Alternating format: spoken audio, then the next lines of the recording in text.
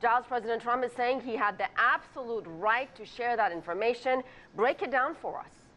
That's right. In his tweets earlier this morning, local time, Donald Trump said that he had the absolute right to share with Russia the facts pertaining to terrorism and airline flight safety. Now, that absolute right that he's talking about, that was partly acknowledged by the Washington Post in their original reporting when the story broke on Monday evening, local time in Washington. They said essentially that the president does have the power to essentially declassify any information that he wants to.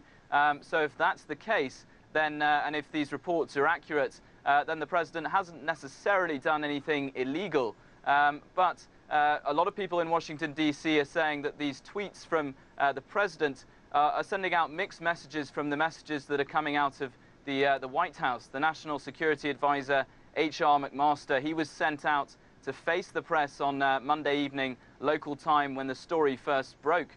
And he said the story that came out tonight, as reported, is false. He said at no time were intelligence sources or methods discussed.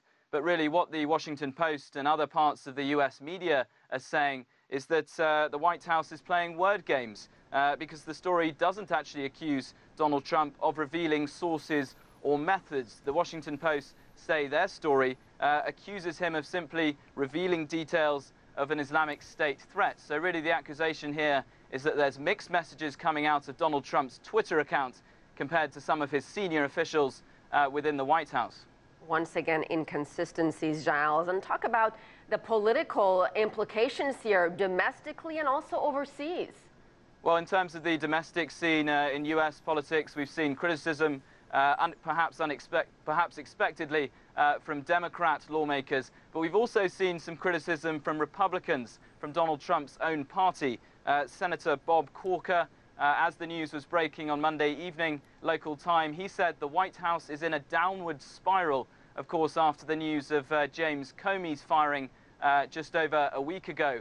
But also, if you're speaking about the domestic political situation, the Speaker, Paul Ryan, who is part of Donald Trump's Republican Party, he said through a spokesman, the Speaker hopes for a full explanation of the facts from the administration. And then if you're talking about the international consequences of this reporting, originally by the Washington Post, the Associated Press news agency, just in the last hour or so, they've said that an intelligence official from a European country told the AP that his country might stop sharing information with the US if that's true. So clearly, in terms of the long-term consequences of this report, key US allies like the United Kingdom, like Australia, might think twice about sharing top-level information and top-level intelligence with Washington.